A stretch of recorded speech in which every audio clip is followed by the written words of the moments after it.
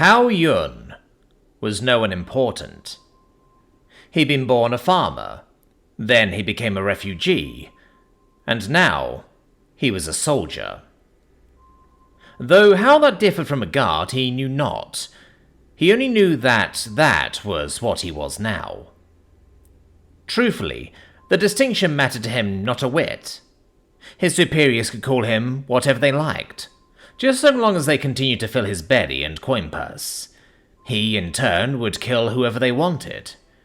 Animals, spirit beasts, instinctive tribesmen, even Imperials. Though he didn't fully understand why the latter were now an enemy of his lord. Few did.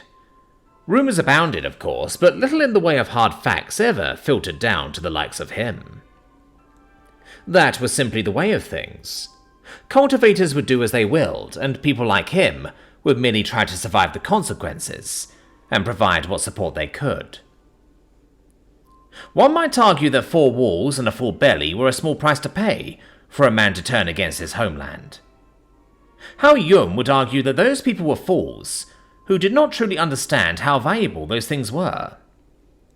So he cheered, until his throat was hoarse and his breath was spent. He cheered for Lady Huan as she entered the arena on that first day, and when she'd emerged victorious he had cheered even more. A feat he repeated when Lady An fought her duel, and triumphed. For even if he did not understand the import of these fantastical duels, or why they required this magnificent arena, his lord's actions to safeguard the people of the northern provinces had bought the young man's loyalty. Though I might have preferred a more comfortable seat from which to cheer, he thought, as he sat upon his jade throne for the 3rd time in as many days. Which, absurd as it sounded, was just long enough for the novelty of the incredible seat to wear off. Jade was many things, but comfortable was not one of them. He sat on rickety old stools more comfortable than the obscene mass of stone and jewels he was sat on now. Oh, he'd brag about it till his dying day, telling all who'd listen about the time he sat on a throne fit for the Empress herself. But in the here and now, he couldn't help but think he'd have much preferred a cushioned wooden chair, or even a rope swing over his current seat. And cultivators chose to sit in these? He muttered to himself, as he shifted about uncomfortably. Fortunately, it seemed his discomfort would not be dragged out any longer than needed, as once everyone was seated once more, his lord's voice issued clearly from his own steel throne. Well, this is it. He spoke clearly and calmly, his voice audible across the entire arena. 3 days, 2 victories, soon to be free. Across from them, Lady Shi of the Inquisition frowned slightly at the magistrate's words, her gaze no longer marred by the blindness that had afflicted her just yesterday. Clearly the enemy had a healer in their roster. A wise man does not count his hens before they are hatched, the woman responded. Though while this Shi will congratulate you, Lord Johansson, in managing to surprise us in both previous bouts, no amount of trickery or misdirection will avail your champion here and now. She swept her arm out, dramatically. For what is past was merely a prelude. The true fight begins only now, for one of the Celestial Empire's greatest heroes finally graces the stage. Nothing happened. The area to which the Inquisitor gestured remained quite free of any champions, or much of anything, really. Indeed, Huo was just beginning to wonder if this champion was in fact invisible, when the Inquisitor spoke once more. Ancestor, please, the woman sighed. The time for games has passed. Then it happened, preceded by a bracket of laughter that swept through the entire arena. The most beautiful woman Huo had ever had the pleasure of seeing appeared in the skies above, descending slowly to the ground on a wave of pink petals. Sorry, kiddo. The woman's melodic words were as enchanting as her features. You were all acting so serious that I just couldn't help myself. Yet it was not lust that dominated Huo's thoughts, though he had no doubt he was quite alone in this. Rather, it was an overwhelming sensation of filial respect that pervaded his very being, as he gazed down at the goddess from which his entire ancestral line had sprung. Indeed, it was all he could do not to bow in the face of the divinity's majesty, as she casually fluttered a fan in front of her face, the outward-facing side of the implement emblazoned with the image of a mighty phoenix. He knew in his heart of hearts this would be the moment he would regale his children with in the years to come. Forget the throne, forget Ladies An and Huang, forget the... Huo's heart seized. So, this is to be my opponent? Lord Johansson's voice was almost casual, as he regarded the literal god he was to face off against. I must say, the last one I defeated was bigger. Much bigger.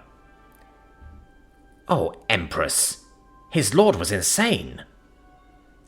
Fortunately for all of them, rather than be offended, Lady Yachting merely smiled, eyes crinkling behind the fan she placed over her mouth. How uncouth. It seems, Lord Johansson, that despite the many women you surround yourself with, you have forgotten an age-old adage. It's not the size that counts, it's what you'll do with it. Lightning crackled overhead, despite there being clear skies mere moments ago, as the woman continued. And I think you'll find that what I lack in quantity, I more than make up for in quality. Something you'll soon find out if you would only give me a taste. The armored giant laughed in turn. Is that a threat or a promise? I guess you'll find out soon enough. The fan snapped shut with a resounding clack, revealing the almost lupine smile held beneath. Not that Huo really noticed. His mind was still trying to process a single, horrifying concept. Was his ancestor flirting with his lord? Certainly her words could have been taken for a threat, but there was no mistaking the almost coquettish slant to her tone or posture. Instead, the more he looked, the more he could only conclude that the goddess, his ancestor, was actively flirting with Lord Johansson. The thought made him feel a little faint. It was just wrong, like stumbling in on your parents in the process of making a new sibling. Only worse somehow. And he didn't know why any of it surprised him. He knew what cultivator women were like. Everyone did. Every man had that fantasy at some point.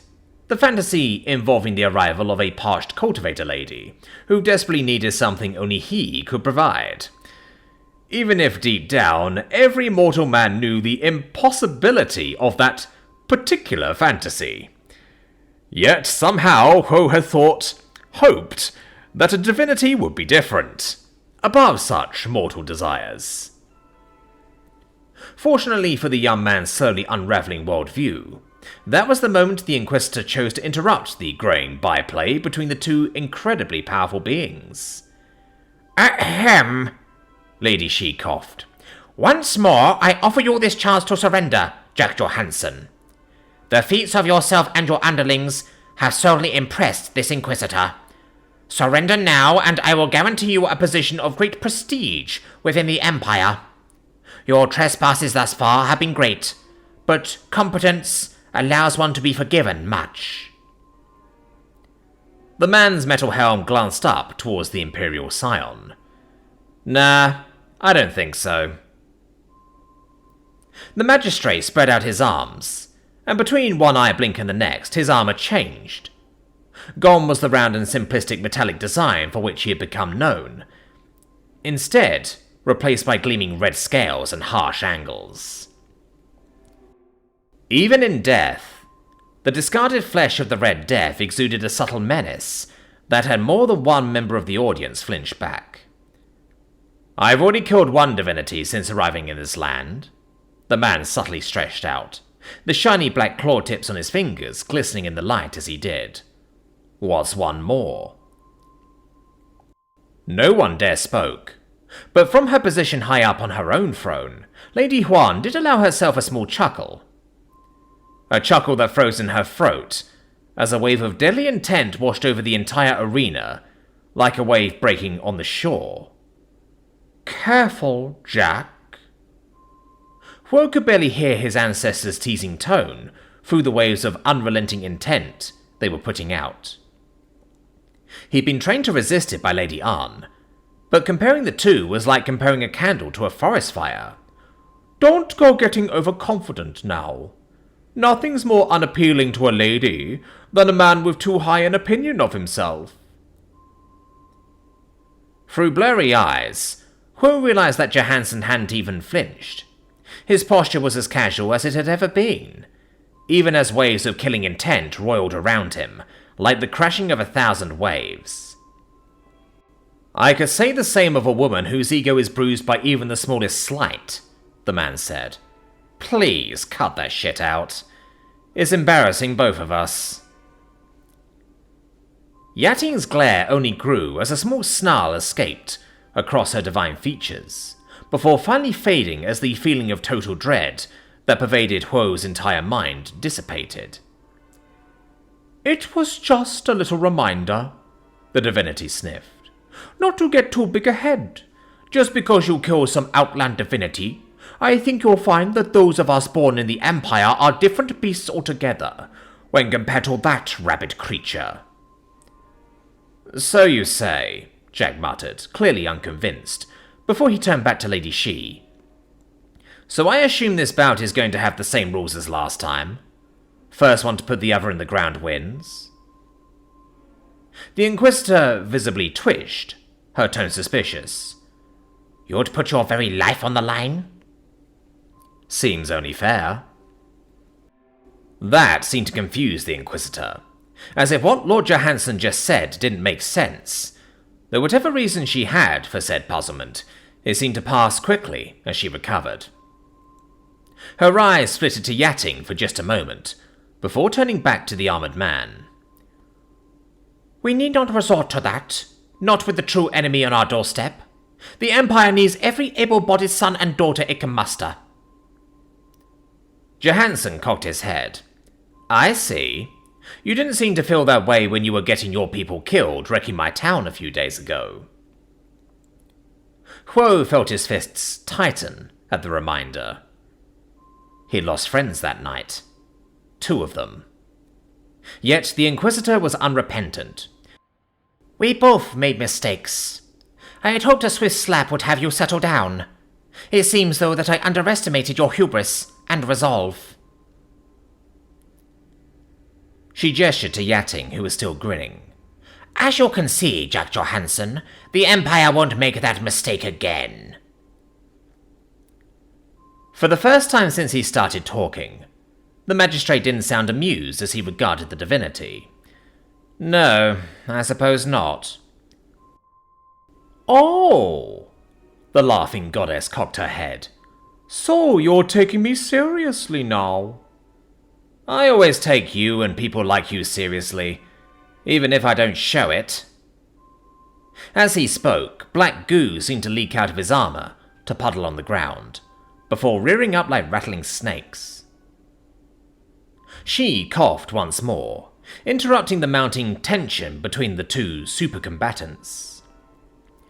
I suppose that leads us to our proposed conditions for this bout. She paused.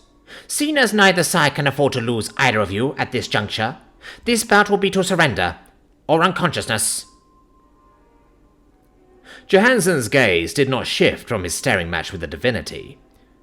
That's a tall order. This isn't exactly someone I can hold back against easily. Sparks flickered out from his claws. To that end, I'd much rather just kill her and be done with it. She's eyes widened, even as Yating said nothing, her gaze flinty. For his part, Huo desperately hoped that the magistrate didn't actually end up killing his ancestor. Nor did he want his ancestor to kill the magistrate. And why were they enemies again? Finally, the Inquisitor rallied. I offer you a chance to save your life, and you'll reject it? Are you insane? Finally, Johansson turned to regard the Imperial Scion. Honey, I stole one of your cities, shattered an army of over 1 million instinctives, and still found time to splatter the divinity sent to stop me halfway across the province. As far as I'm concerned, this is just the next step in that plan. She coughed. Well, I must insist on the rules as they stand. You are both too valuable to risk needlessly. The armoured man cocked his head, and Huo could almost imagine the slow smile slipping across his broad northern features.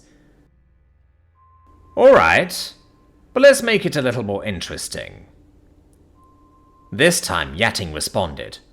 How so? The man's hand moved towards the rooster goddess, a single finger jutting out. If I win, I want you. The silence that followed that statement was profound. Even the Imperial Scion seemed lost for words. Fortunately, or unfortunately, Huo's ancestor wasn't. How so? An oath of service. 10 years. A blink of an eye for the likes of us, but I'm sure I could think of a way to make it memorable. Absolutely, she started to say, only to be interrupted by the goddess. Deal? What? The Inquisitor whirled towards her champion, but the goddess only had eyes for the man across from her. Of course, that assumes the same holds true in reverse. Another divinity for a boy toy sounds like it might be interesting after all. Huo could well imagine the smirk on his lord's face as he responded, naturally. Yating! The Inquisitor hissed. What? The rooster's face remained ever-present as she turned. Your mother likes to keep all the guys that might keep up with me to herself. It's not like I get many chances to let loose. And if I'm about to fight another divinity for her greedy ass, I'd like to get something out of it. Huo felt slightly green. Fine, the Inquisitor grunted resignedly. You'll fight to surrender or incapacitation. The loser will owe 10 years of service to the winner. An accidental killing will be seen as a loss on the part of the killer, and the term of service will be extended to eternity. Fine by me, Jack laughed. Huo's ancestor bounced from foot to foot, her spur blades jingling as she did. Oh, I'm feeling all tingly just thinking about it. Above the pair, the growing clouds had darkened and blackened. From one moment to the next, the entire arena was bathed in gloom as the sun was blotted out. Then rain started to fall, thick and heavy. And that was when Huo realized something. Nor was he alone in that realization. They're not actually going to fight here, are they? Someone in his right asked, trepidation coloring their tone. Huo, for his part, was already halfway out of his seat before a voice crackled through his and everyone else's earpiece. If any of you shame the army of Ten Huo and our liege by trying to flee now, I'll cut you down before you make it to the stairs. Huo didn't doubt it. The rumors of Gao the Dragon Killer had most assuredly made the rounds of Fortress Town 5. And Huo knew that while he might die if he stayed to witness the clash of these two titans, he'd definitely die if he tried to run. Combat shall begin in 3. Participants, make ready. So he'd sit on his incredibly uncomfortable, and now wet, chair, and pray. 3. Across from him, he could see the same unhappiness that he was feeling, reflected on the face of a Sect member. 2. It seemed the Inquisition had made a similar threat to General Gao. 1. He said a quick prayer to his ancestors, before realizing the irony of doing so. Yet when the final syllable left the voice of the ethereal speakers, Huo didn't die in a fiery conflagration of mystical techniques. Both combatants flew directly up, each on a tail of flame. Up and up they went, until they pierced through the storm clouds flying overhead. Then, and only then, did a battle of the ages commence, as mystical technique after mystical technique lit up the storm from within. And down below, Huo and the others could only shudder to imagine the carnage occurring within. As Jack fired another firework off to the right, watching it explode into a shower of green sparks, he turned to where Yatting was hovering in front of him. "Do you think they're buying it?" The rooster god just shrugged, as a fireball the size of a house materialized above him, before he casually tossed it into a nearby cloud, where it detonated with the force of a fuel station going up. "Probably. Just make sure to make this little show explosive enough that no one's dumb enough to come up and check." Jack responded by dropping a boulder out of his inventory, one that he calculated would land just a few dozen feet to the right of where the Imperial seating area was. Then he dropped another, just a little closer,